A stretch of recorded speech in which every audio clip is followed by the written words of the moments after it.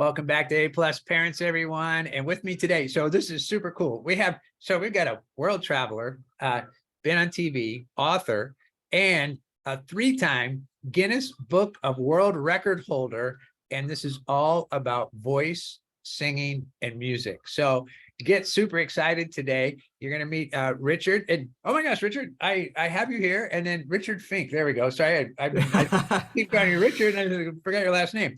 So Richard is they're a homeschooling family.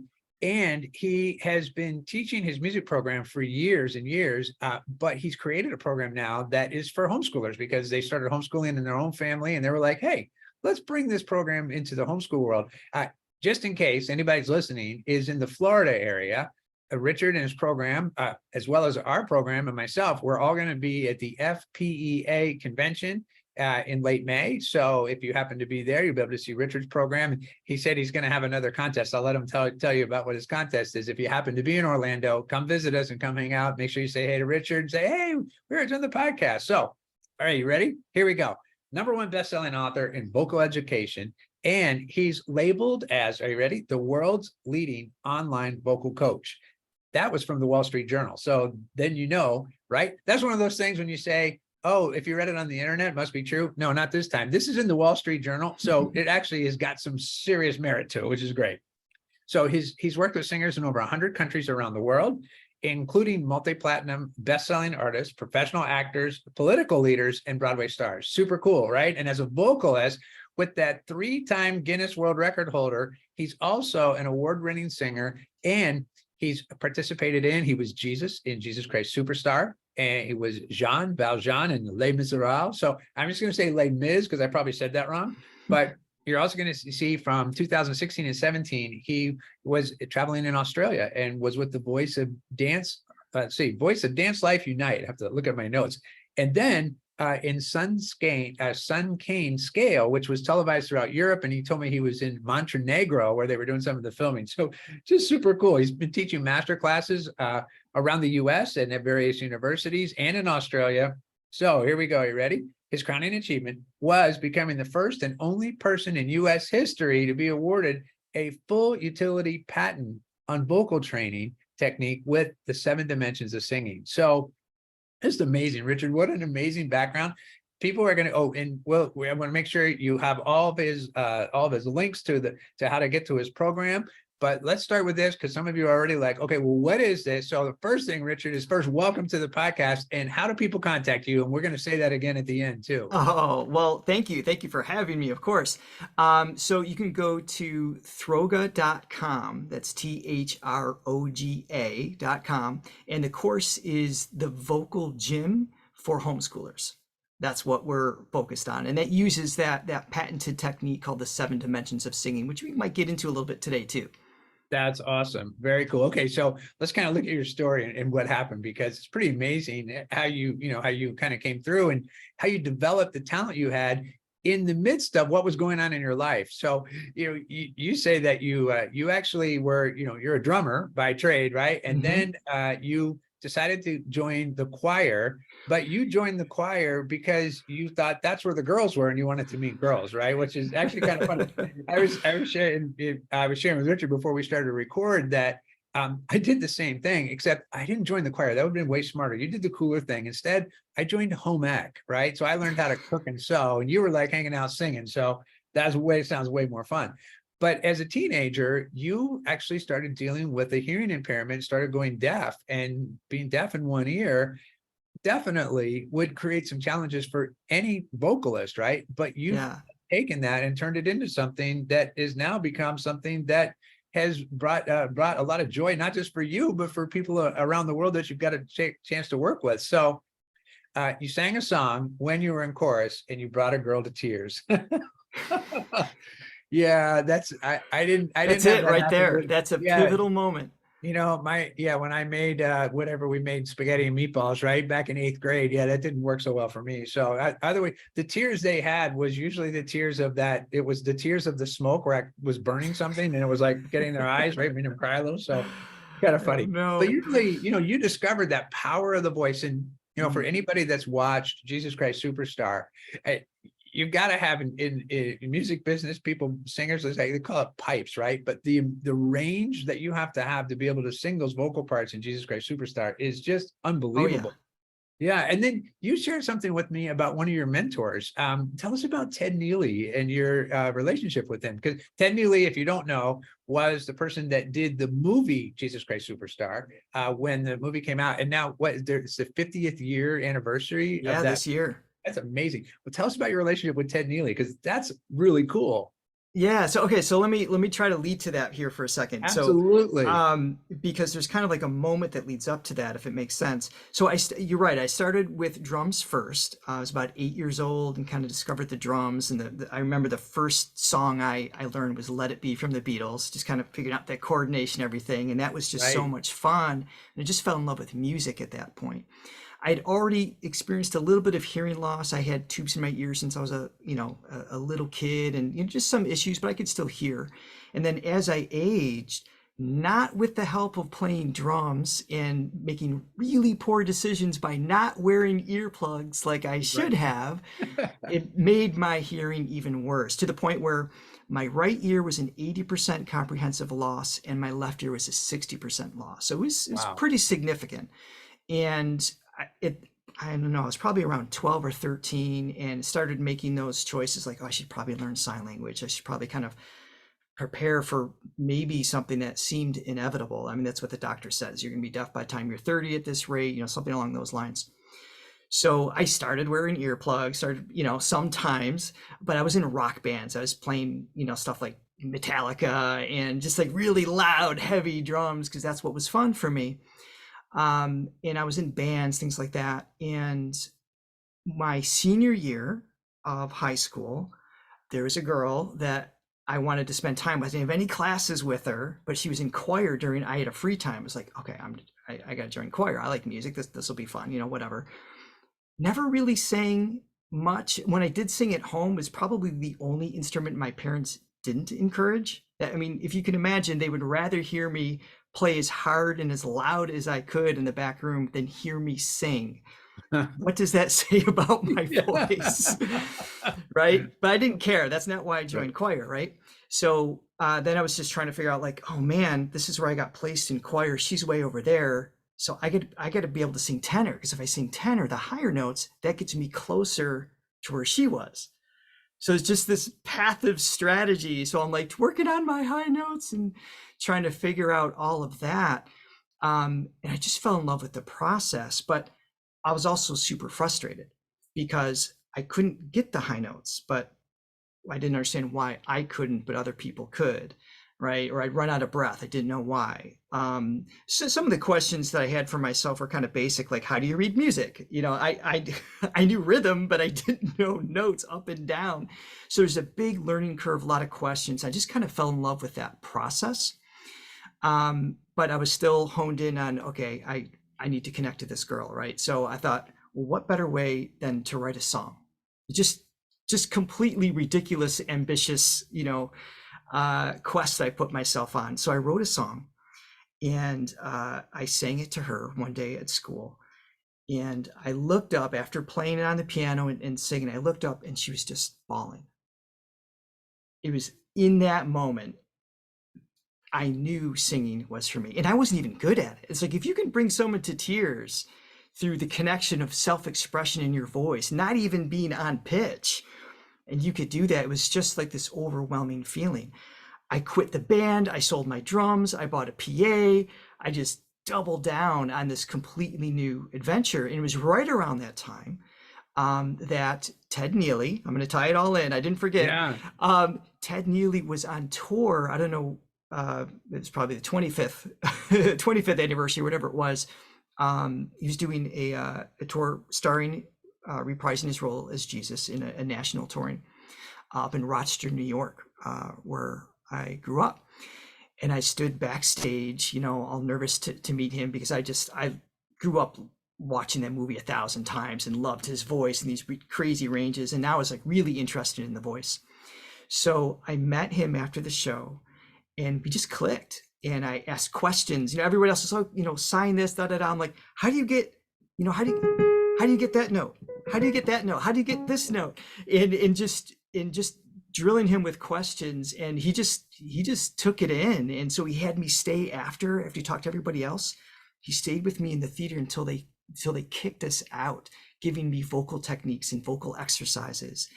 And for the next 3 years, whenever he came in town, I was even on tour with him for a little bit, and he took me under his wing and taught me how to sing. And a lot of my technique that I use today was based on some of the principles that he applied for that. So it's just an amazing sequence of events that led me to work with him and discover the voice, while not really having the intuition to know how to do it myself. Right. Wow. That's amazing. Did you notice? So today, so tell us about your hearing right now, because, Yeah. Go back from 80% in one ear, 60% loss in another ear. How is it today for you? So right now I have a larger than normal spectrum in my left ear. So it's considered 112%, I guess, if you want to throw a number on it. And my right ear is 0. So Wow. just the way the brain works is amazing, because it can literally rewrite itself, so that what's called neuroplasticity, where the neurons can connect different paths. So essentially my brain gave up on trying to use and process sound in my right ear, which is my left audio cortex, and rerouted all of its attention to the other side. And so now I have perfect hearing on one side and nothing on the other, which means I can hear perfectly, but I don't have a stereo field. So it might be a little bit quieter than what you might have, because you have 2 ears versus 1, but I don't know where sound is coming from. So when I wear earbuds, I'm listening to music. If they've got the guitar panned to one side, then I don't know what's happening on the other side. So I then have to flip my headphones or listen to it in mono to process the whole thing. So it creates some inconveniences. Conversations are really tough at the dinner table. If you're sitting on the right side of me, I have no idea what's going on in your world over here. Wow. Okay. Wow. That, it just reminds me, like, I'm kind of date myself, right? But I grew up in the 70s, right? Got my first car in I think it was 1978, right? And Yeah. and so, everything about the car back in those days was you had to have the cool car. You had to go for the muscle car, right? But it wasn't the car, it was your stereo system that made a difference. But back in those days, it was that stereophonic kind of sound where it was like you would hear something on the right channel and something on the left. And, and it was like, and if you weren't, you could tell when it was changing from one to the other, right? So yes, that's interesting. I think music's done better with making it where it's not so much like that anymore. But there's still some things out there that they still go for through. sure. They're just not as dramatic in the choices. I was listening to Iron Butterfly the other day. And he got a DeVita. Do you remember that? And he got a DeVita. I remember that song. So they've got like all the keyboard over here, all the guitar over here, and it's just like I'm listening to him. Like, is there any guitar in this song? Like I had to flip it. So yeah, they definitely use spatial mixing now. That is, I can thoroughly enjoy the mixes that are taking place now, even though I'm missing some aspects of it. But when I'm working with the singer, it kind of doesn't matter. I think of it this way: if you cover one eye, you've only got one eye to process vision, which means you don't have any depth perception, right? So you can't see if a ball's coming. You can see a ball getting larger coming at you, but the coordination of grabbing it isn't there. If you think of that with sound, if someone's singing for me, I can hear their entire spectrum. I can hear their tone and everything else. But the cool thing is they're never out of focus. I'm not as distracted. I'm not distracted by the depth perception. I can hear the frequencies fully. So in some ways, it's become kind of a tool that I use in my everyday teaching, and probably what led me to digging so deep into understanding how the voice works and breaking it down into 7 dimensions and studying the anatomy, so I'm able to understand and communicate what's happening with others. So I think every path, of course, is unique.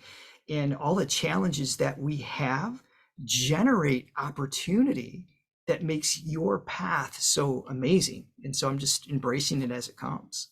Wow, that's amazing. Well, you embraced it. Well, not only did you embrace it, but you're a 3-time Guinness Book of World Record holder, right, in music.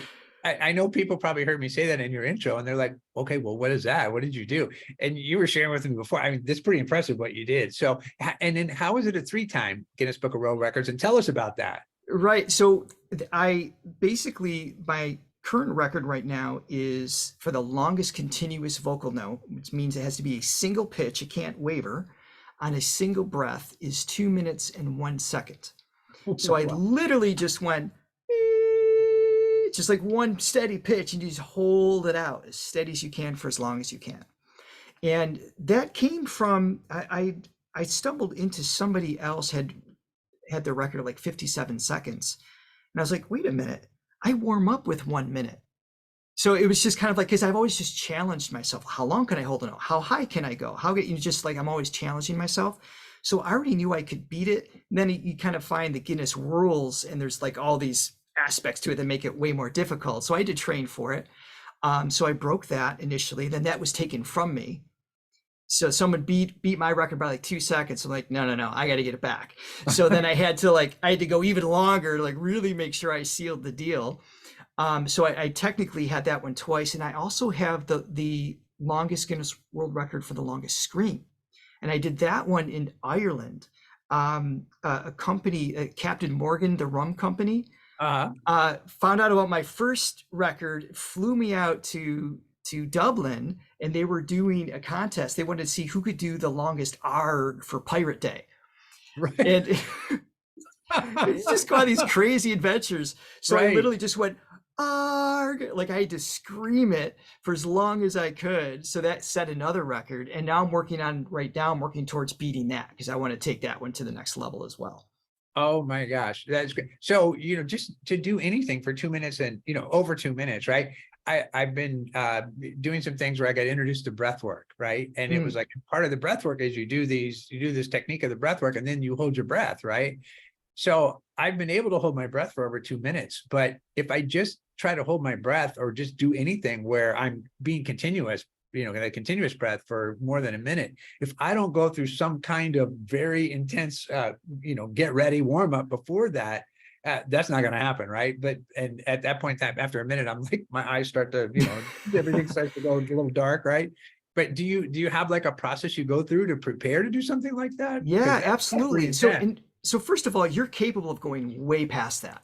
It just comes down to kind of demystifying the why and how. Like if you study, here's how my lungs actually work. Here's how my brain regulates carbon dioxide. Here's this. You start asking these questions and start to, go down that rabbit hole. You'll discover amazing things you are physically capable of.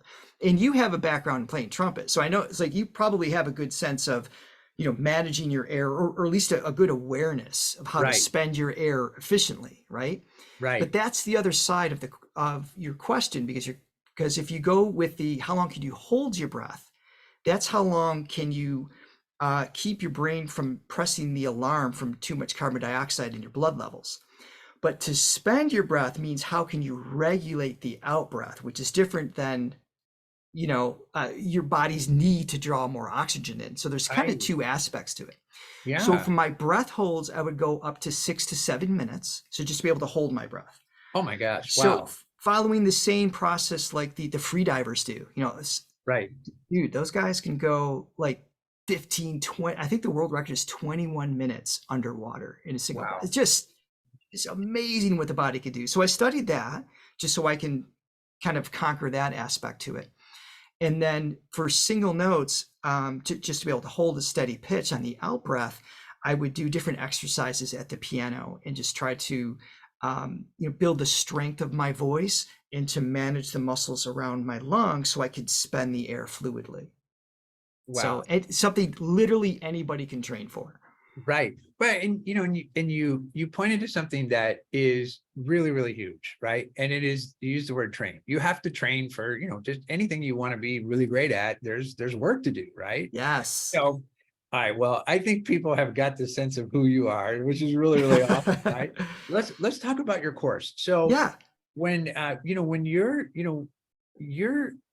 looking at the 7 dimensions of singing, you actually say that there's really answering every question is really, really important. And oftentimes I think we see a course, and especially if it's something we have like an interest in, like I'm interested in, I want to learn about singing, right? So I'm going to just look at the parts that are important to me, and I may not look at everything that's there, right? So because I have this idea of what I want to accomplish. In a math course, no one really knows what they want to accomplish. They just know they're taking math, so they just do them all anyway, right?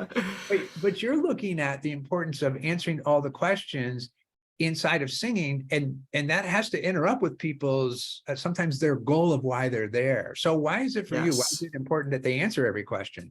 Well, I think for a couple reasons. One is that I think there's this illusion that singing has really only one specific agenda, which is to be on pitch, right? So if the entire goal is, did I get the right note? Did I hit that note?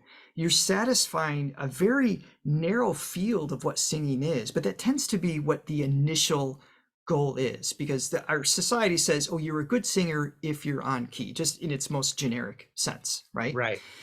But the thing is that there's amazing demonstrations in almost every genre of someone singing off key and still winning a Grammy, or still making a career out of it, or still just being able to express themselves and love it. So there has to be more than just being on pitch, right?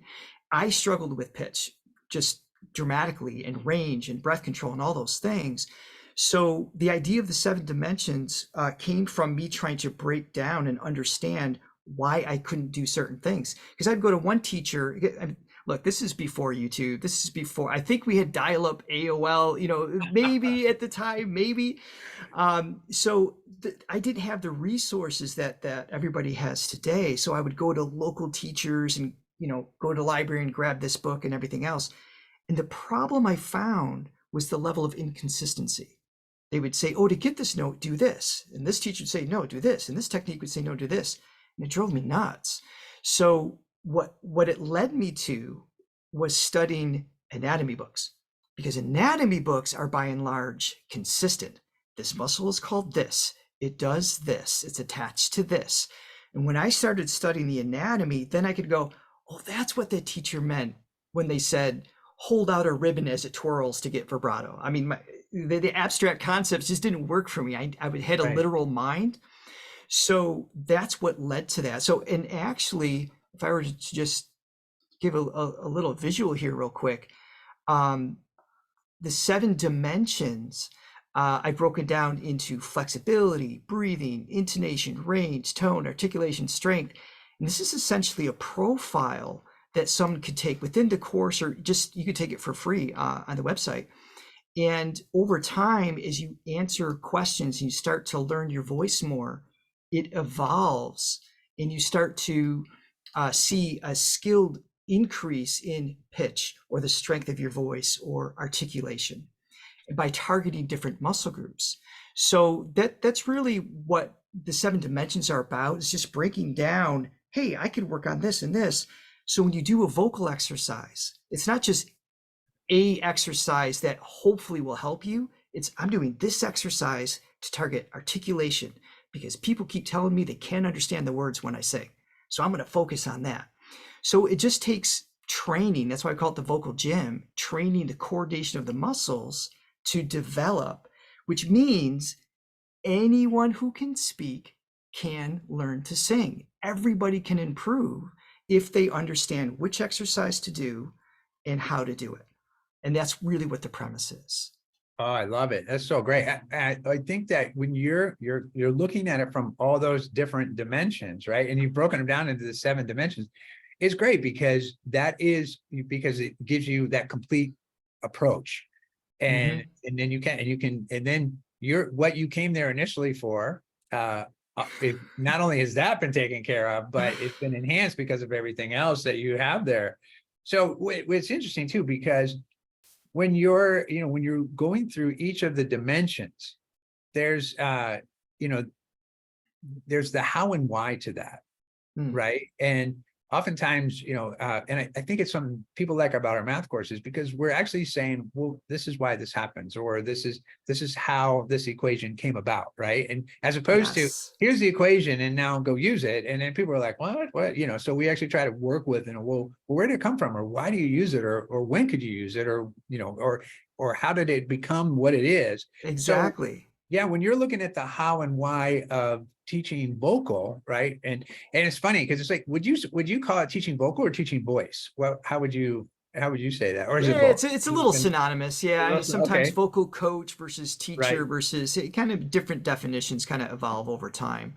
Okay, gotcha. Well, Because you're not all my oh, go ahead. students are actually singers. They might just be speakers, or maybe Right. they have a speech Oh, impediment or things like right. that. So it's still the Yeah, yeah. coordination of the same instrument. Very good. Okay, so for all our speech and debate people out there, this course is for you as well, right? Because it's really great. That's interesting because I hadn't even thought about that. It's like I'm thinking Hmm. mostly for the people that are interested in singing, right? But really, a vocal coach is probably more where it is, or voice, because you Right. are looking at how do you your enunciation, Well, your if you think of it articulation, yeah, this all of way, that, right? Yeah, yeah, if you think of it this way, learning to sing is, even if you don't have to have a goal of, I need to be in a band, I want to win a Grammy, I want to be in choir. The art of singing requires the coordination of the instrument you're using every day to communicate. So to help you with public speaking or get over anxieties of speaking in public and things like that, learning to sing is a wonderful tool that helps you with all of those aspects. And just to, you have to be vulnerable when you sing. So it kind of echoes into the personality and just the growth and maturity of an individual to be able to go through that process, which is pretty great. But I wanted to say that how and why, when did you start playing trumpet? Like, how old were you? oh, I was 11. Okay, so what is Yeah, that, like fourth or fifth grade I was in kind of fifth thing? grade. Yeah, yeah, Okay, fifth grade. Yeah. so what I don't know if this was the same for you, but what I recall is when, when you could pick a band instrument. If I think for us it was fourth grade, um, I wanted drums, but they were all taken. So I was left with trombone because that was the instrument that was just left over, right? So when they first showed me the trombone, they showed it to me, but I wasn't allowed to take it home. All they gave me was the mouthpiece to practice embouchure for like a month, Right. right? And they said, okay, this is how you make a duck noise. And I don't remember. That was not an instrument I stuck with, but it was practicing a technique with your articulator muscles. And you learned, okay, this is what this is called the horn. This is called the valve. This is how you clean it. This is how you maintain it. This is how you, all these different, I think the first month it was literally just understanding the instrument and practicing the embouchure before we even played a note. At the Mm. same time, you would join choir and they would hold up a piece of music and said, sing this. What's missing? The how, the why. What? Because we're already using this instrument and we completely skip over. So what ends up happening for a lot of those kids, I work with adults now, they're saying, man, I remember my teacher said, I didn't get the solo, so I must not have been good. So they just didn't pursue it. Or they didn't get the lead in the play, or their sister made fun of their voice because they didn't pursue the questions of, well, how come I didn't get that note? How come I didn't get that? So I think taking the time to understand how the instrument works and removing the mystery allows for literally anybody to grow and improve with their voice. And Mm. that's why I think it's so valuable to understand. Yeah, it's amazing that you said that about the mouthpiece because, I started playing when I was 11 years old, right? And then I was actually in Europe, in Spain, and I met a guy, and he was at a part of a conservatory. My son's dancing there, and I was like, okay, Yeah, yeah. he was a trumpet teacher, and I thought, you know what?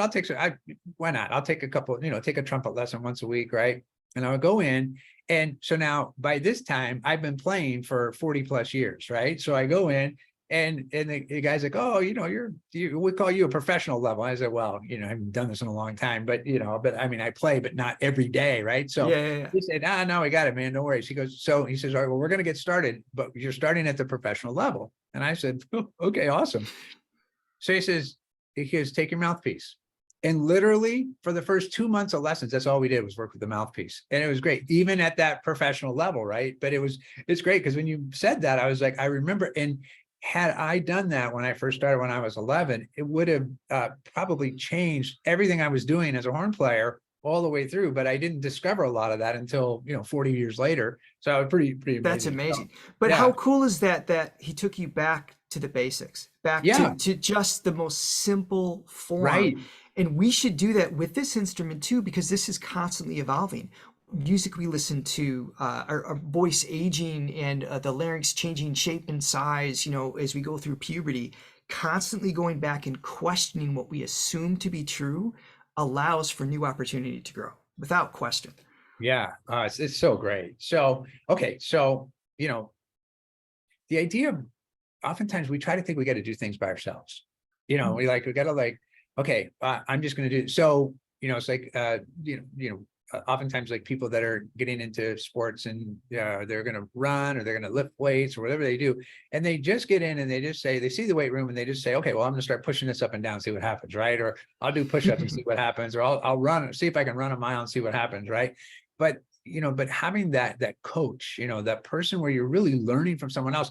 You had Ted Neely in your corner, right? Which is super cool. But for you, it's like, I know that because you look at it like the vocal gym and you're approaching it as your coach. So what do you share with people about the importance of learning from others? Because it's huge to have that person in your corner to observe, to see what you're doing, to look and see, to provide things that you may not see for yourself when you're in the middle of doing something, but then someone else can see what you're doing there. Absolutely. And you know what? Every person you work with, there is an opportunity to learn from. So I had Ted in my corner and he rooted me on and taught me some techniques, but I also had a ton of other teachers.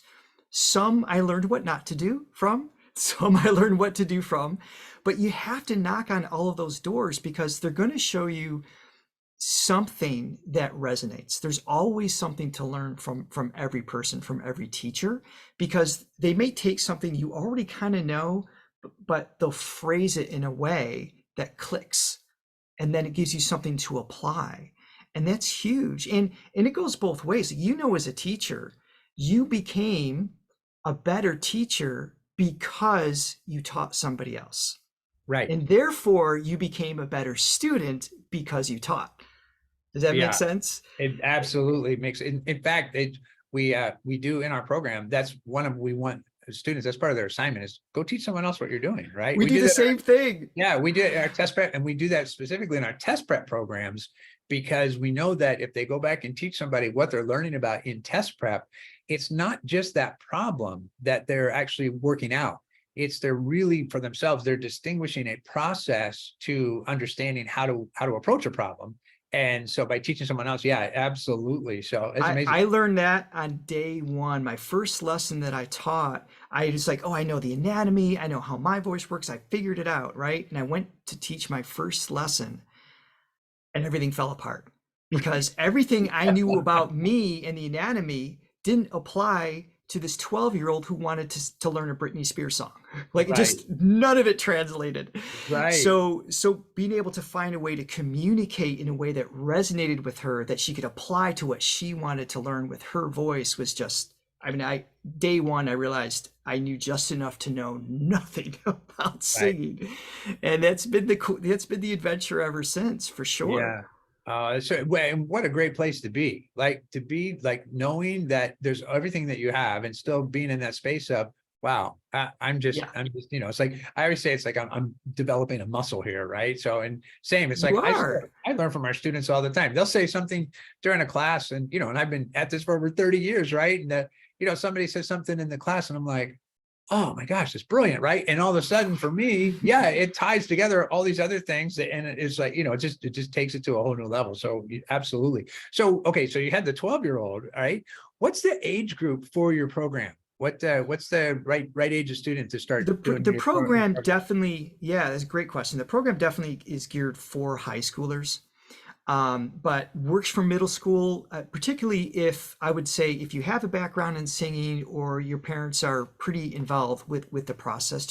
It's just because of the phrasing, the language that we use can be complex sometimes because you're going to learn what the zygomatic muscle is and what the thyroidarytenoid is, and those things matter not because you have to memorize them, because it gives a name to something that was mysterious, right?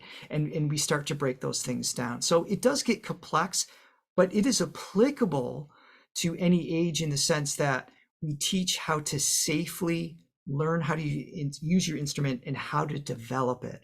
And we always customize it. So based on what your skill is in that moment, we show you how to make it more difficult to challenge you to grow, or to simplify it to adapt to where you're at today, because there's no right or wrong with that. There's always an opportunity to grow.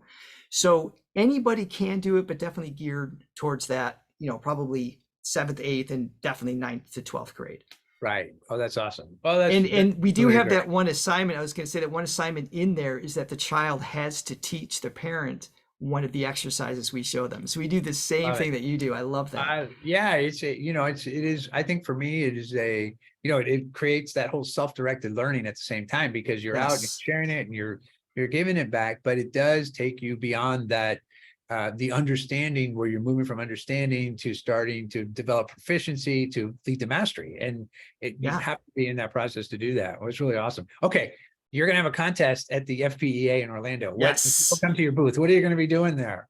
We are going to see how long you can hold a note. And of course, we're going to have giveaways with that. So we're going to have my current record up there on display. And you're going to have a mic right there. And you're going to see if you can beat it. Or at least whoever gets the longest is going to get a prize.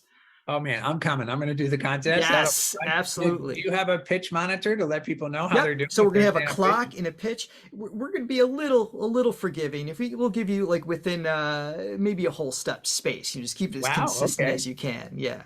That's great. Oh my gosh. That'll be fun. It'll be a lot of fun. Well, I'm so excited you're going to be there in Orlando, and I'll be there. So we'll get to hang out and do that as well. Yeah, Richard, tell people again, they want to come to the website and how to reach you. We'll put it in the show notes too for people. Yeah, so Throga.com, and we have the course. You can find it right there, the Vocal Gym Homeschool, and we do private lessons and all sorts of things. But there's also a free assessment. If you're curious about the 7 dimensions, hit free assessment, answer a bunch of questions. You can see your voice in a graph. It's pretty cool.